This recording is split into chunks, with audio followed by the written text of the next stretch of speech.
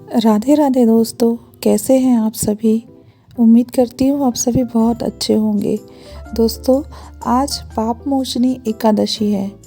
वैसे तो एकादशी कल मतलब दोपहर 17 तारीख को दोपहर से ही एकादशी लग गई है, परंतु उसको दशमी मिश्रित एकादशी माना जाता है, तो जो कि उचित नहीं होता।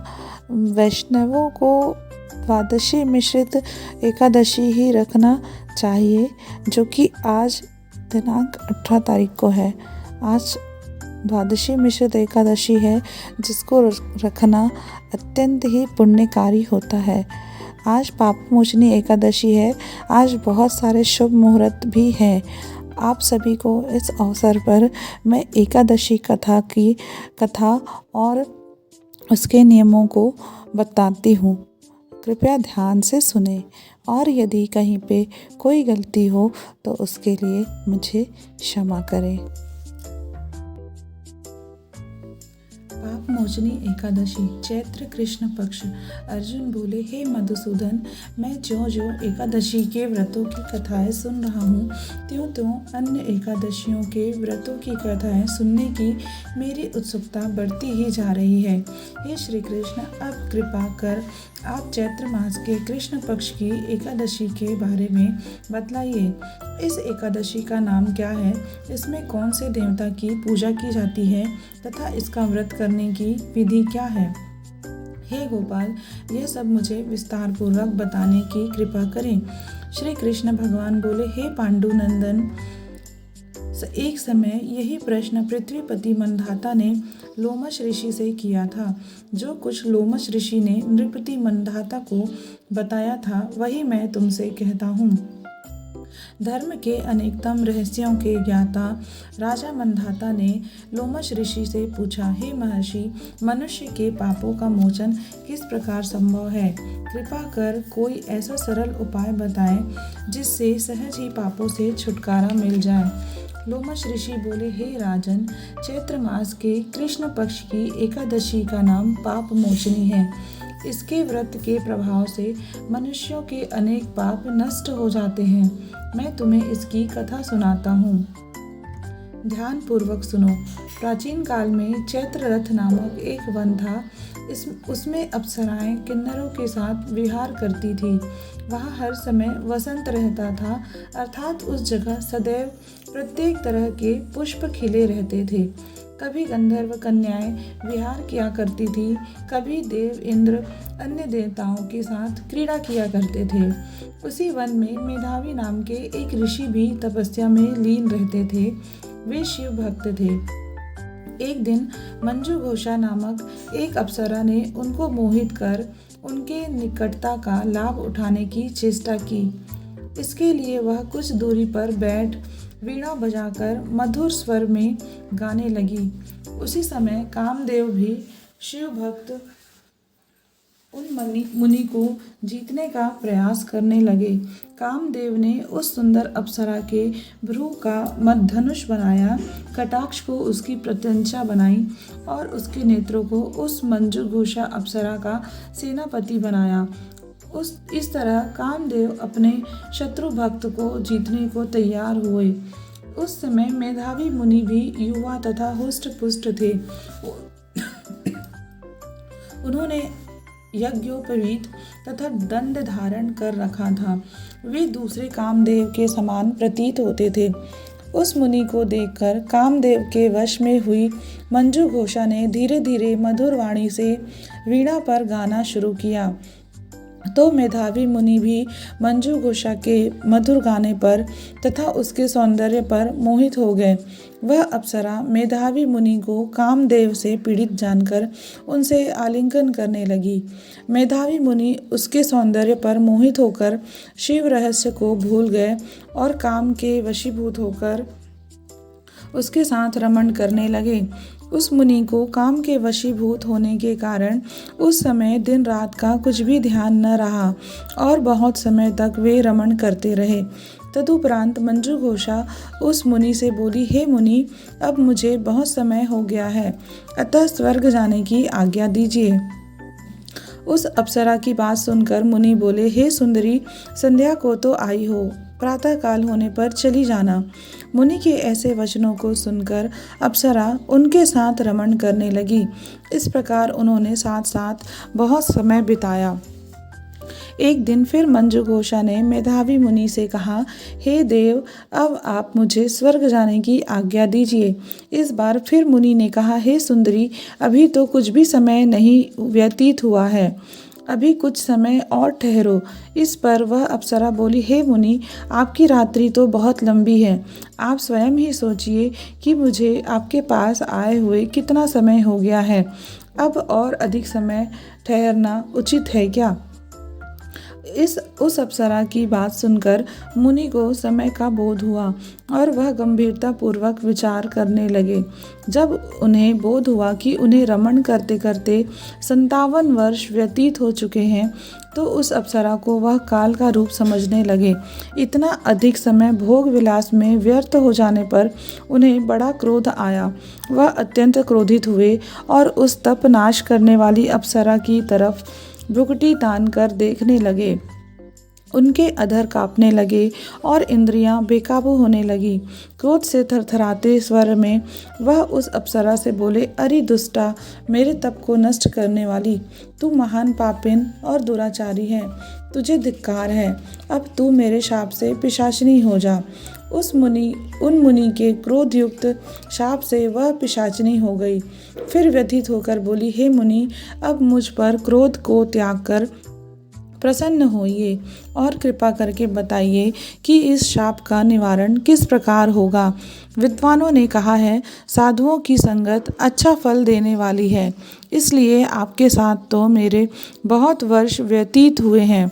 अतः अब आप मुझ पर प्रसन्न हो जाइए, अन्यथा लोग कहेंगे कि एक पुण्य आत्मा के साथ रहने पर मंजुघोषा को पिशाचिनी होना पड़ा।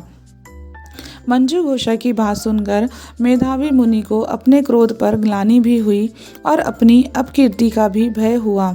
अतः पिशाचिनी बनी मंजुघोषा से उन्होंने कहा, तूने मेरा बड़ा बुरा किया है, परंतु फिर भी मैं तुझे इस शाप से छूटने का उपाय बतलाता हूँ। चैत्र माह के कृष्ण पक्ष की जो एकादशी है, उसका नाम पाप मोचनी है। उस एकादशी का व्रत करने से तू पिशाचिनी की देह से छूट जाएगी। इस प्रकार मुनि ने उसको समस्त विधि बतला दी। फिर अपने पापों के प्रायश्चित के लिए वे अपने पिता च्यवन ऋषि के पास गए। च्यवन ऋषि अपने पुत्र मेधावी को देखकर बोले, रे पुत्र, तूने ऐसा क्या किया है? तेरे समस्त तप नष्ट हो गए हैं, जिससे तुम्हारा सारा तेज क्षीण हो गया है। मेधावी लज्जा से सिर झुकाकर बोले, पिताजी, मैंने एक अप्सरा से रमण करके बहुत बड़ा पाप किया है।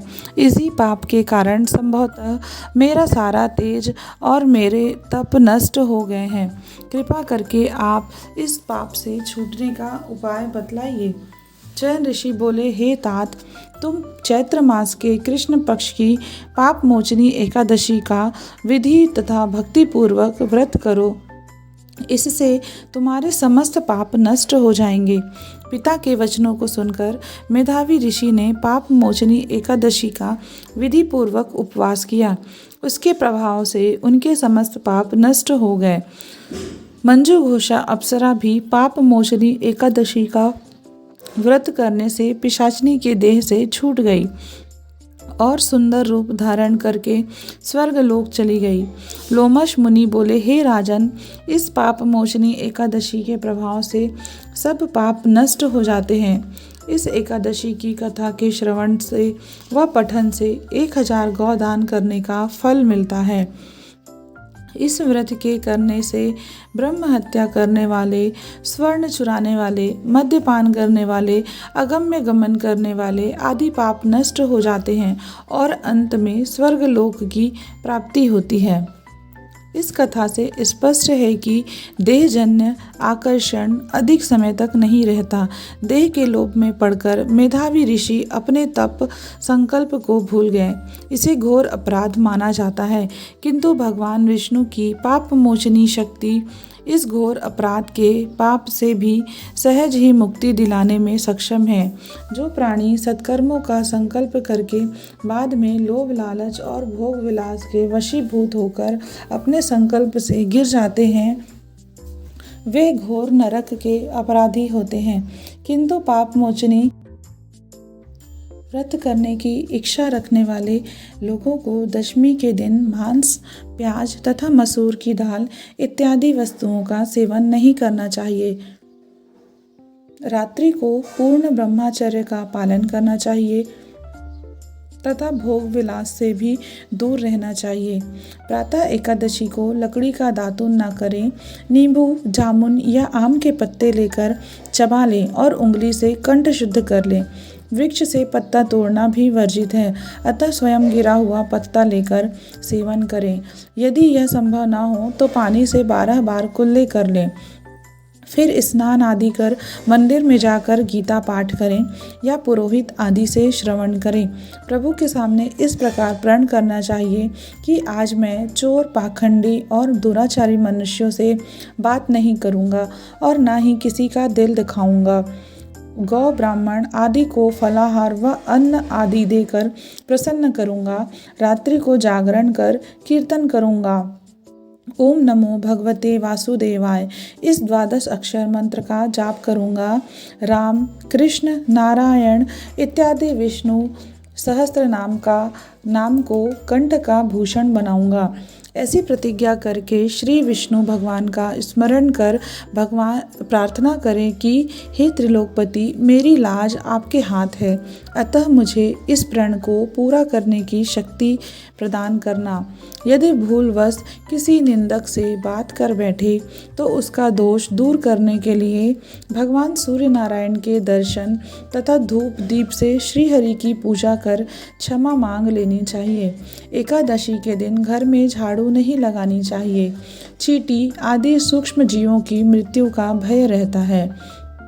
इस दिन बाल नहीं कटवाने चाहिए और ना ही अधिक बोलना चाहिए।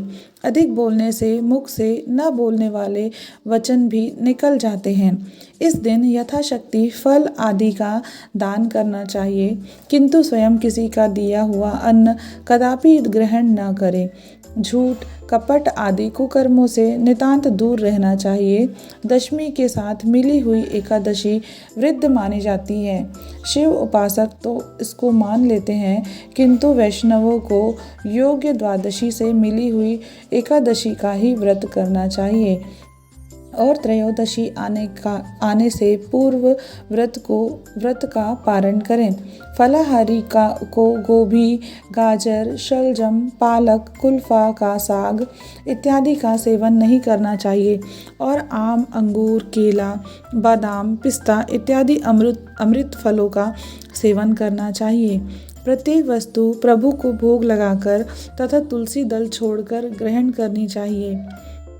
द्वादशी के दिन ब्राह्मणों को मिष्ठान, दक्षिण आदि से प्रसन्न कर परिक्रमा ले लेनी चाहिए।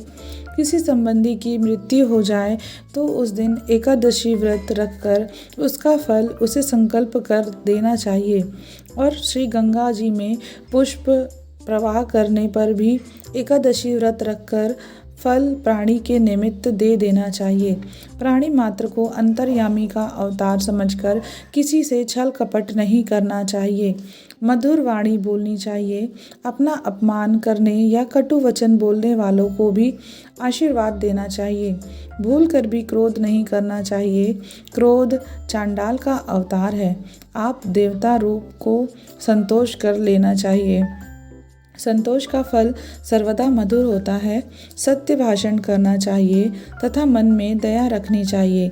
इस विधि से व्रत करने वाला दिव्य फल को प्राप्त करता है। दोस्तों, यदि आपको यह वीडियो अच्छा लगता है तो प्लीज़ इसे लाइक करें एवं मेरे चैनल को सब्सक्राइब करें।